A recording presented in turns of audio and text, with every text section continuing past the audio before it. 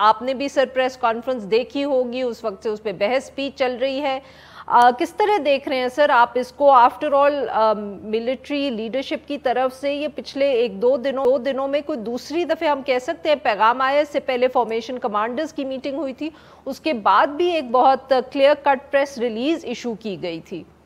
जी, मेरा ख्याल है इसका तनाजुर जो है वो तो जो सियासी सूरत हाल मुल्क की रही है पिछले 2-3 हफ्तों में, उसके कॉन्टेक्स्ट में ज़रूरी था कि DGISPR आके अपनी पोजीशन को वाज़े करते, फ़ौज की इदारे के तौर पे पोजीशन को वाज़े करते।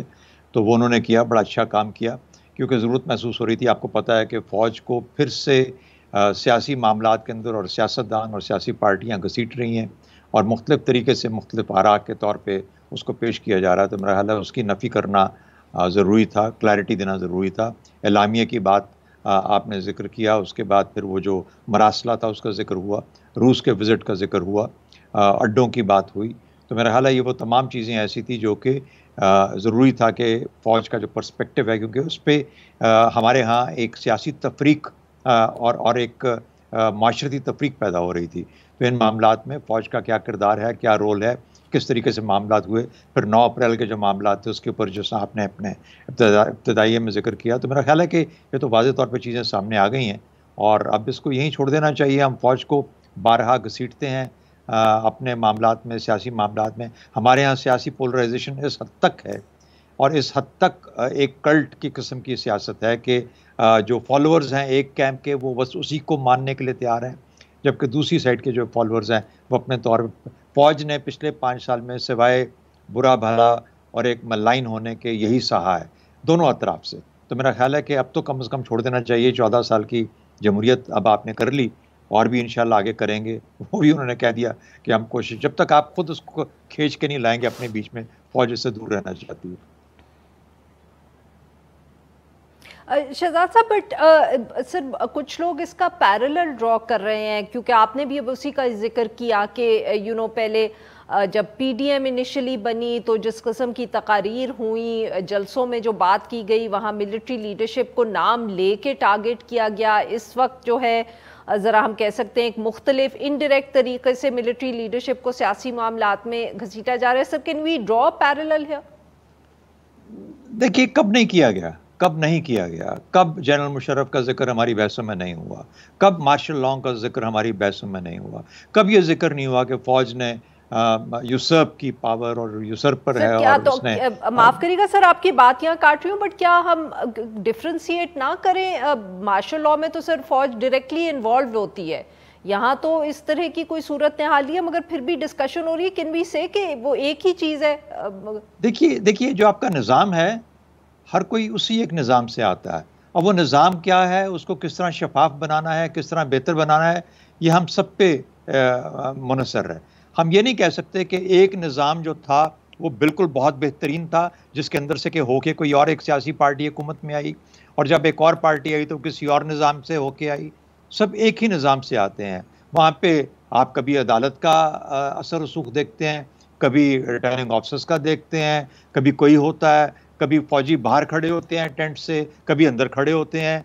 तो मुझे नहीं समझ आती कि हम कब एज अ कौम अपने ऊपर भी कोई थोड़ा सा कॉन्फिडेंस और इन्हिसार रखेंगे कि भाई हम बेहतर हैं, बेहतर than what we tell ourselves to be. तो अगर हम अब थोड़ा सा भी बेहतर अपने आप को जान लें, तो शायद ये जिस किस्म की हम एस्पर्शंस कास्ट करते हैं, हम खदशात का इजहार करते हैं, शायद वो कम होके हमारी सियासत भी ज़्यादा फोकस्ड हो जाए उन चीज़ों की तरफ जहाँ पे इसको रहना चाहिए। इस वक्त सिर्फ और सिर्फ ताकत के हसूल की सियासत है। सियासत काम का नाम नहीं है, सियासी कामों का नाम नहीं है, बस सिर्फ डेवलपमेंट फंड्स हैं और ताकत का हसूल है। मेरा इससे बढ़ के सियासत होती है।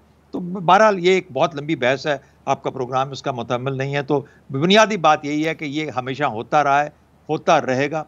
मैं तवक्को करता हूँ कि आइंदा ना हो, अल्लाह करे कि आइंदा ना हो। और फौज की ज़रूरत, एक और चीज़ बुनियादी, मैं एक और चीज़ ऐड कर दूँ, छोटी सी बात ऐड करता हूँ। मेरे हिसाब से पाकिस्तान की 75 साल तारीख में 4 एलिमेंट्स हैं जो कि आपकी हुकूमत साजी या हुकूमत को रन करने का जो अंदाज़ है, जो तरीका है, जो हमारा निज़ाम है, उसका हिस्सा रहे हैं। ब्यूरोक्रेसी, सियासतदान तो है ही हैं, ब्यूरोक्रेसी, उसके अलावा अदलिया, और फिर उसके बाद फौज। फौज ना चाहते हुए भी, क्योंकि इसका हिस्सा रही है, तो जब भी कोई ना कोई काम, कहीं अपना काम गलत कर रहा होगा, दूसरे 2 आ जाएंगे बीच में।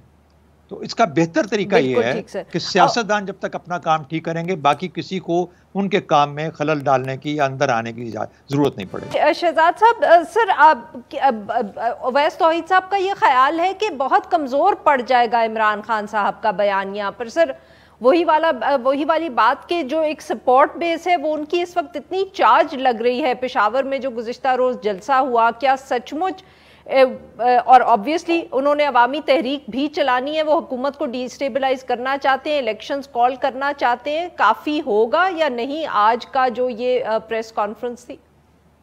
जी आरिफा, देखिए मेरे ख्याल में हम पोलराइज पॉलिटिक्स से एक डिग्री या काफ़ी डिग्रीज ऊपर जा चुके हैं।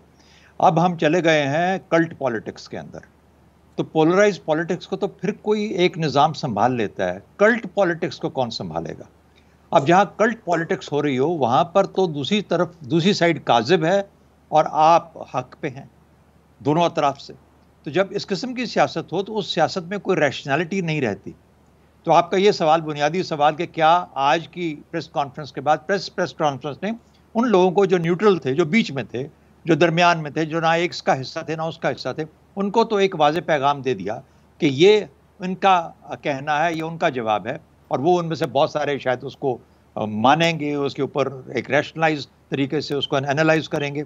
लेकिन अगर आप ये तवक्को कल्ट पॉलिटिक्स वालों से कर रहे हैं, चाहे वो इस तरफ के हैं चाहे उस तरफ के हैं, तो फिर तो मेरा ख्याल है कि we are totally lost, because वो नहीं मानेंगे, वो नहीं मानेंगे। मुझे नहीं लगता कि इमरान खान साहब के कैंप में से किसी किस्म की अब उनके नैरेटिव में कोई तब्दीली आएगी। उन्होंने एक नैरेटिव बड़ा सोच समझ के बिल्डअप किया है, उस नैरेटिव को लेके पहले उन्होंने सेल किया है अपनी तकरीरों के अंदर, और फिर उसके बाद गवर्नमेंट छोड़ी है, और अब गवर्नमेंट छोड़ने के बाद उसको बारहा रिपीट कर रहे हैं। देखिए ये वो चीज़ है, चाहे वो सही है या गलत है, अब उस पर उस बुनियाद पे एक इतना बड़ा पहाड़ बन चुका है कि उस पहाड़ को अब सिवाय देखने के और उस पर यकीन करने के अब जो लोग कर देख रहे हैं उनके पास और कोई चारा नहीं है। बदकिस्मती है हमारी इस मुल्क की सियासत की, इसलिए मैं कहता हूँ हम बहुत मुश्किल में फंस चुके हैं अपनी सियासी हालात के अंदर।